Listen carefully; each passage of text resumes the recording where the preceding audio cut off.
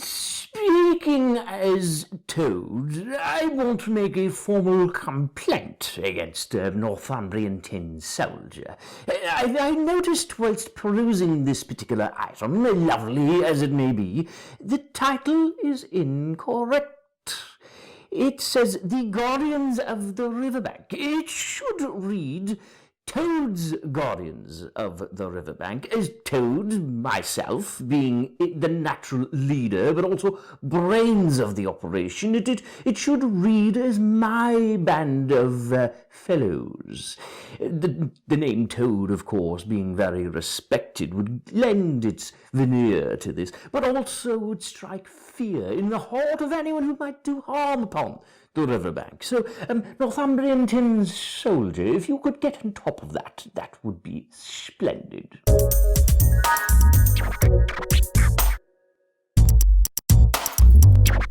Hello and welcome to The Lucky Roll, an eclectic channel for eclectic games. And today we're looking at a company called Northumbrian Tin Soldier, and more specifically, their Guardians of the Riverbank limited box set and A Murder of Crows Party from their Nightfolk range. Now, Northumbrian Tin Soldier are a metal miniatures company based in the UK who produce beautiful 28mm dark fantasy figures using traditional casting methods and cover a wide range of dark fantasy archetypes, from goblins to anthropomorphic animals to classic races such as dwarves and hunters, and are perfect for both role-playing and custom fantasy skirmish games. So, without further ado, let's have a closer look at their limited edition box set.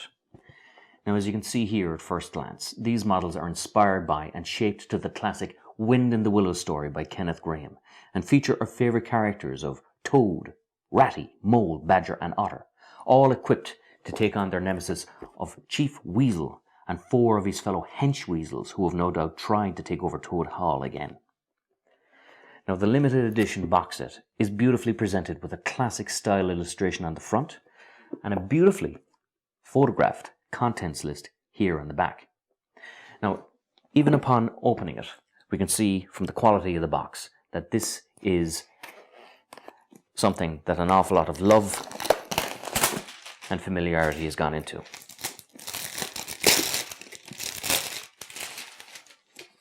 So, we have here the entire list, and from the box here, you open it for the first time, and we have in here a card showing the figures in their full painted glory and how they look completed, along with the bad guys, Chief Weasel and his 4 hench weasels. Now, the box as well is nicely covered, so it makes a nice change from things like sprues or kind of a cheap plastic uncared for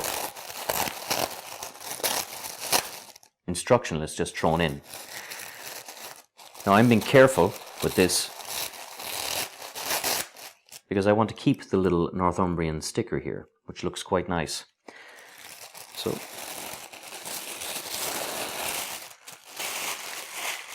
opening it up for the first time, we have here a lovely little dice bag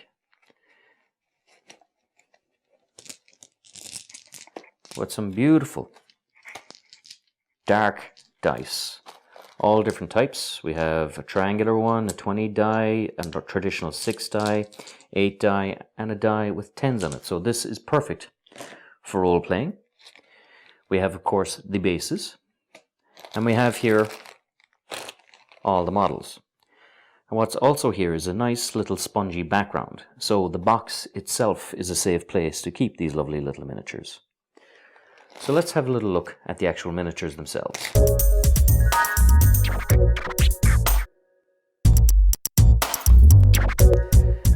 So let's have a look at the specific miniatures. We have firstly, of course, Badger, who is armed with a cudgel or 2-handed mace, which is certainly an improvement on the 2-handed stick he used to help clear Toad Hall with.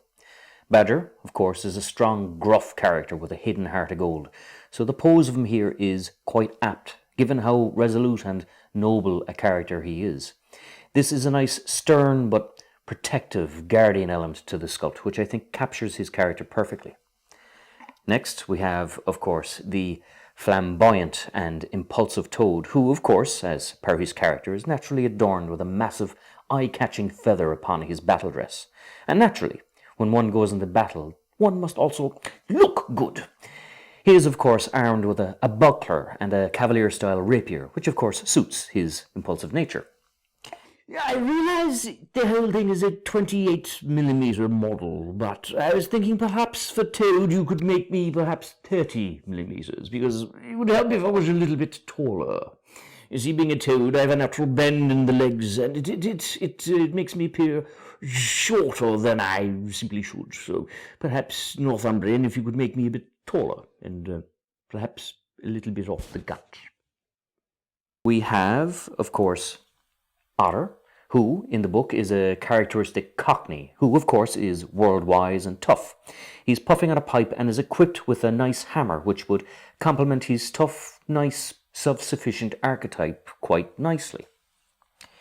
We have here, of course, Ratty, who, interestingly enough, despite getting his friends to actually refer to him as Ratty, is actually a water vole, who is armed with a short sword, which would suit his quick, close-quarters fighting style, and he has a wonderful kind of captain of the ship type pose, with his sword resting upon the ground as he stares off into the distance, master of the Thames and all he surveys.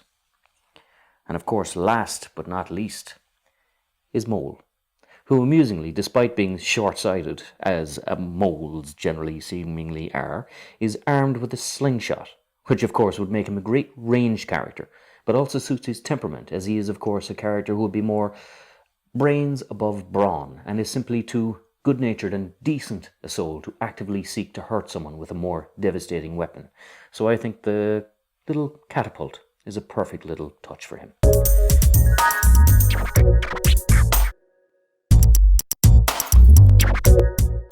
We have, of course, our antagonists, the Weasels.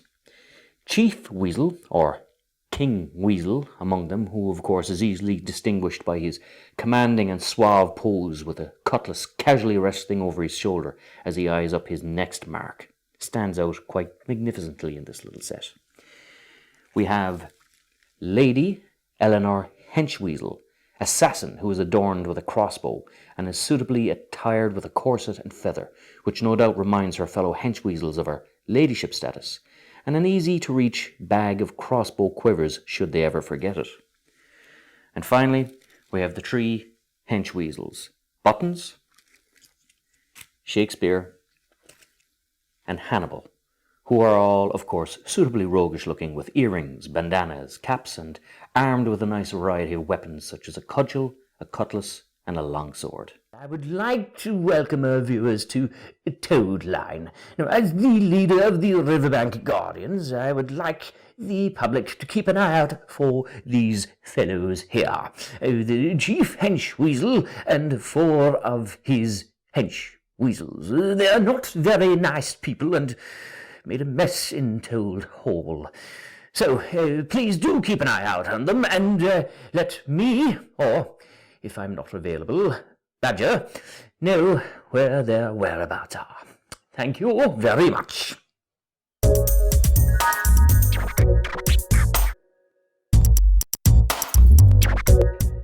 There is, of course, the Murder of Crows miniatures, which can also live quite nicely in this box alongside their fellow Wind in the Willows cast. Now what we have here is the crow with his wings outspread, who naturally enough would scout for the others and perhaps caw an early warning to his fellow crow warband. We have, of course, the heavy hitter, who no doubt tanks for his fellow crows, adorned with a custom beak-friendly armour and a massive two-handed baton, ready to deal damage to any potential cuckoo who would try and upset his nest. We have here what seems to be a crow who commands magic, or some sort of dark voodoo, as he is equipped with a poor critter's skull here in the back and a short dagger, which, as we know, is the standard loadout for any potential mage.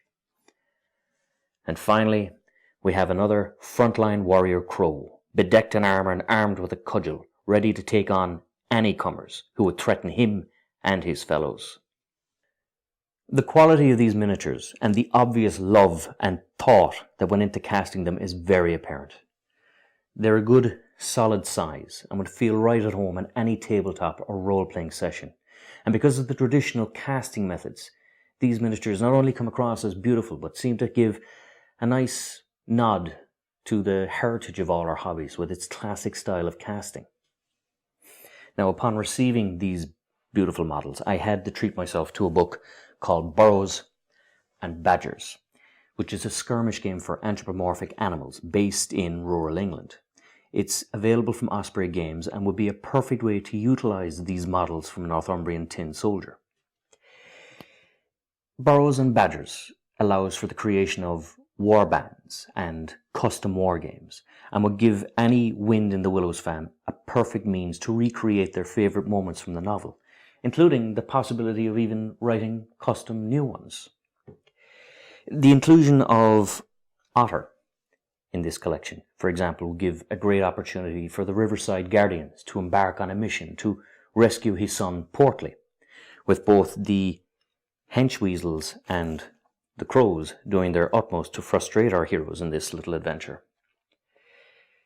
To me, this is just a beautiful little keepsake collection that would help make the book come alive for any future young reader of what is, quite frankly, a beautiful and classic work of literature by a Scottish writer.